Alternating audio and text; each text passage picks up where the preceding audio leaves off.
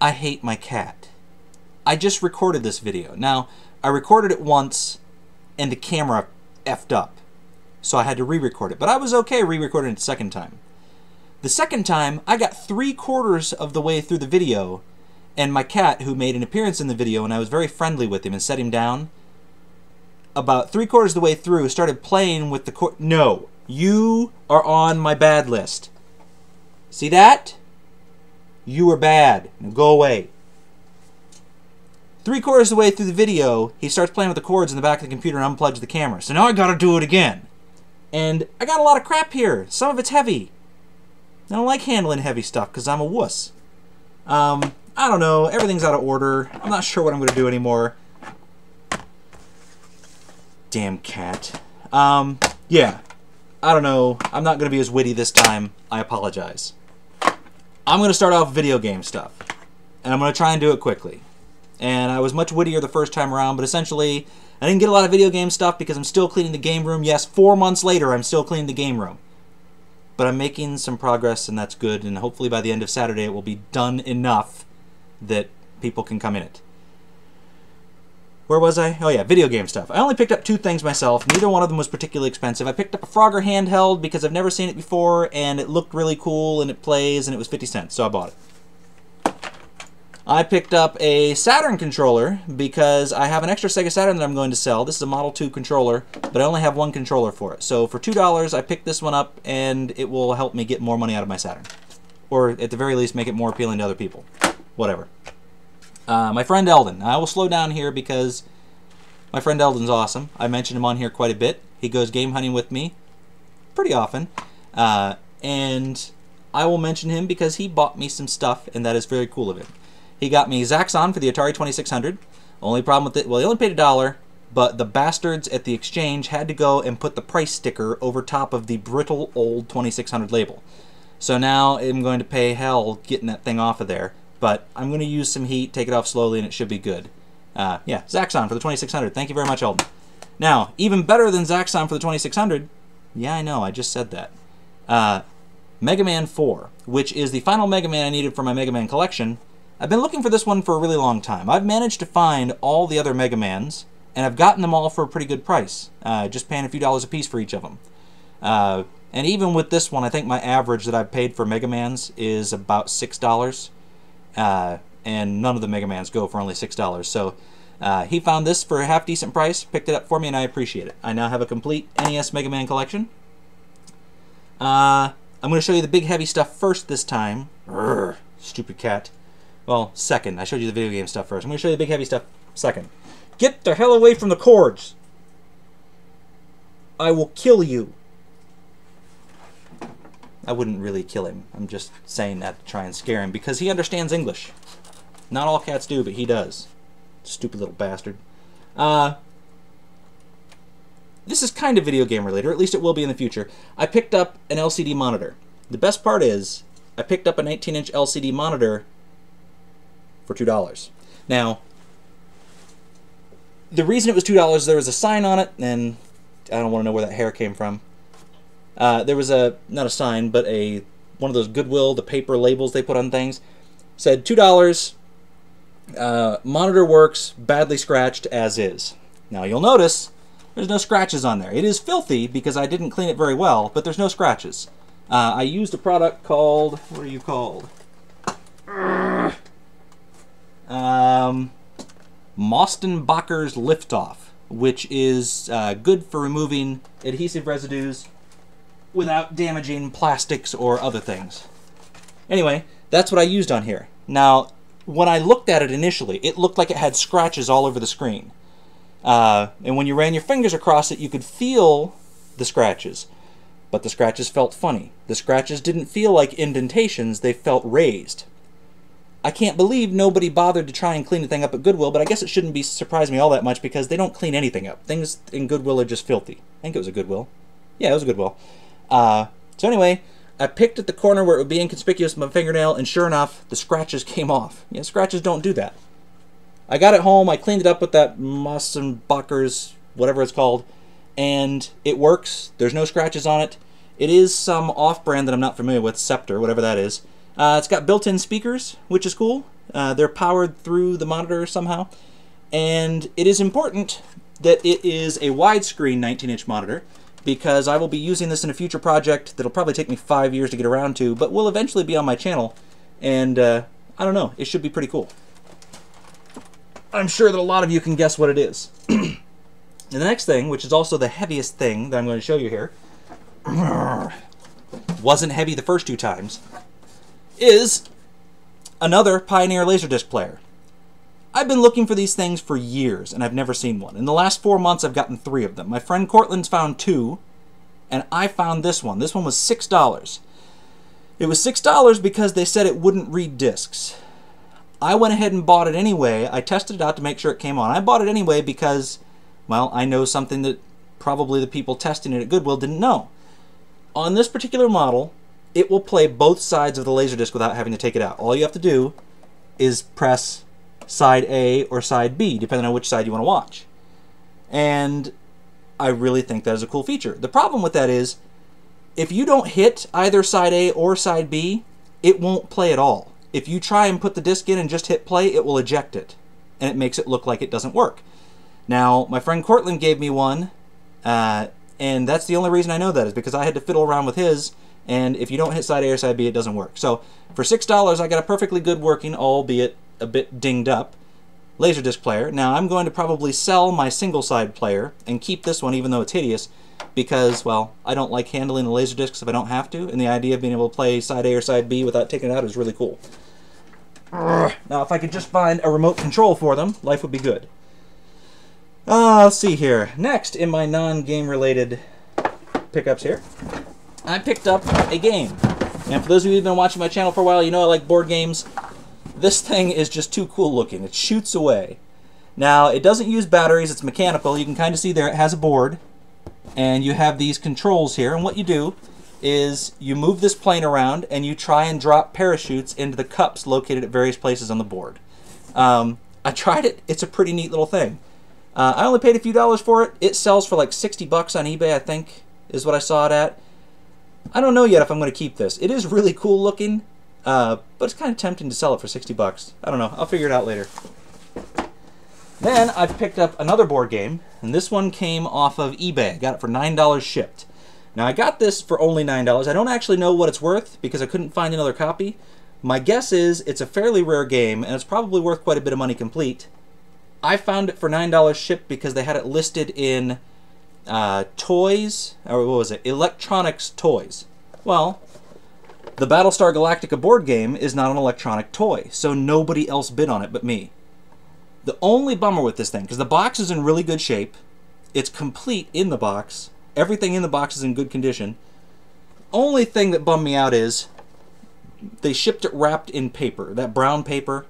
It was the same thing that the Game Man Dan did, and if you watch that video, you know that somebody along the way shoved their giant thumb through the box, which pissed me off. Well, they did the same thing with this one. And that's a big freaking thumbprint. I mean, this is coming from this angle. If you look at this, I've got big hands. I mean, they're big hands. I cannot reach my thumb in there to get sufficient pressure on that thing to punch a hole in it. Some giant that works at the Maslin branch of the post office punched a freaking hole in 2 packages for me in the last couple weeks. Screw you, whoever you are. Alright. Yes, I threw it because I'm angry. It's still really cool, though. Battlestar Galactica board game. Really neat. Let's see if I can speed this along a little bit because I'm coming up on 10 minutes. These next 3 things I picked up at various times, and I'm just going to show them now because this is the first time I've done a non-video game related pickup in a while. I picked up for, I believe it was 50 cents, Thumb Wars, The Phantom Cuticle. I've seen bits and pieces of this. I've never seen it all the way through. It's just ridiculous. Steve Odenkirk made a movie, Odenkirk made a movie with thumbs and he put faces on them, and it's a Star Wars ripoff, and it's ridiculous. Honestly, I don't even know why I bought it, except that it's better than the actual Phantom Menace that it makes fun of, so that's probably why. And I own that one, so. Next, I picked up Season 1.2 of G.I. Joe, The Real American Hero. Yeah, it was $1, and I'm going to watch it with my kids, and G.I. Joe is cool, I don't care what you say. Finally, for $1, I picked up Akira. I've never seen this before. Now, I know that that's sacrilege for some of you anime fans out there, but I've always heard that this is the came out better the first 2 times. The father of modern anime, and I have to admit, the picture on the back looks pretty damn awesome. So, sadly, I can't watch it with my kids because it's rated R, but it is digitally remastered in THX, so hopefully that's good. Alright, now, the rest of the stuff I'm going to show you, I picked up along with the Laserdisc player. Now, it made more sense last time because I showed it right after the Laserdisc player, but you get where I'm coming from. I grabbed the Laserdisc player, took it up front, set it on the counter, asked the girl to watch it until I could go look at some other things.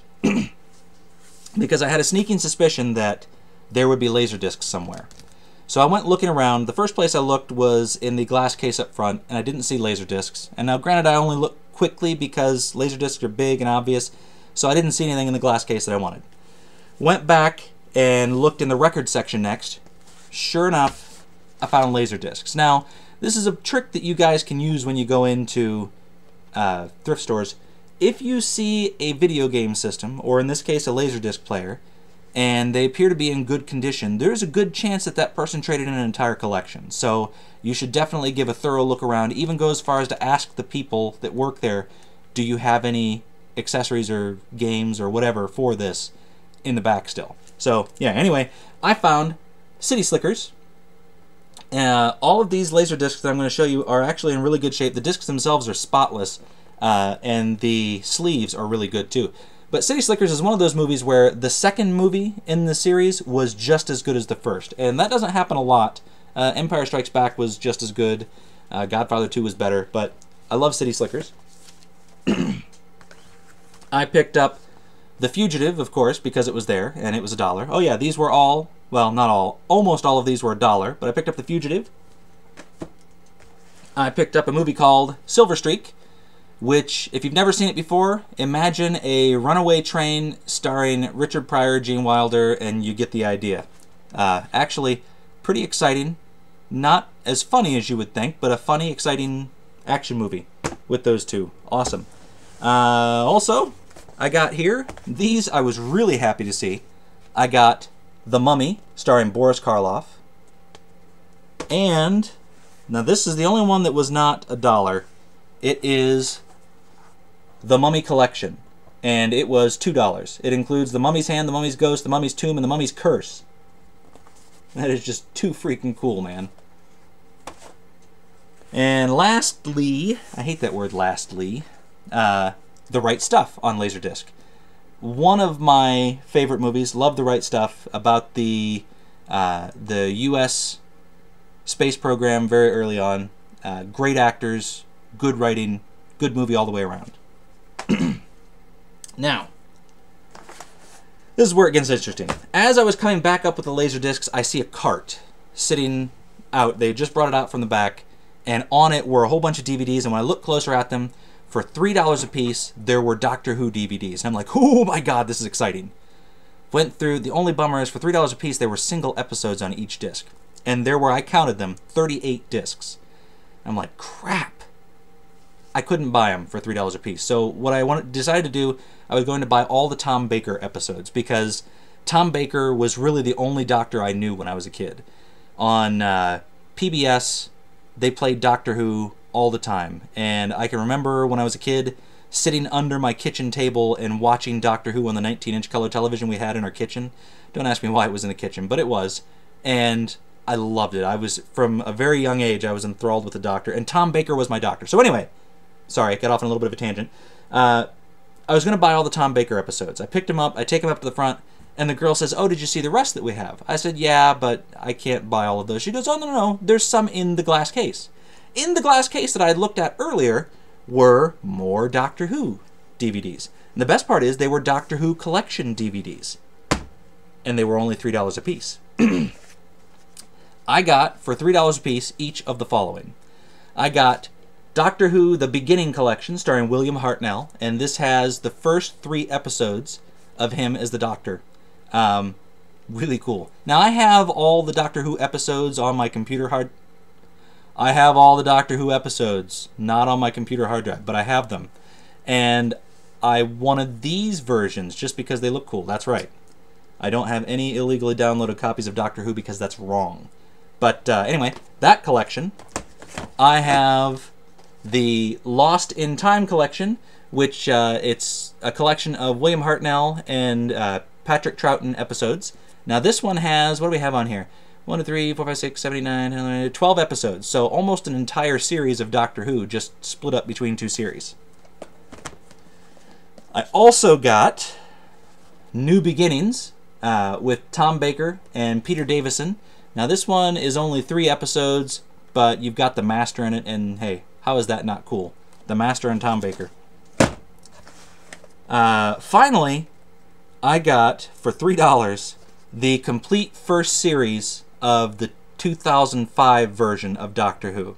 I didn't think I was going to like Christopher Eccleston at first. When I first heard him announced as the new Doctor, I'd seen him in a couple of movies, and I just didn't think he fit the part. But then the storyline behind it, he was supposed to be a Doctor who was jaded by war and having to kill off his entire race. And he played the part, I thought, very well. And I thought that he managed to change as the season went on. And he really impressed me. I was very impressed with him. Then when David Tennant took over, I thought, I don't even know who this Joker is, because I'm American, I didn't know who he was. And he was fantastic once he got into the role, and I thought as the transitional Doctor he was very good.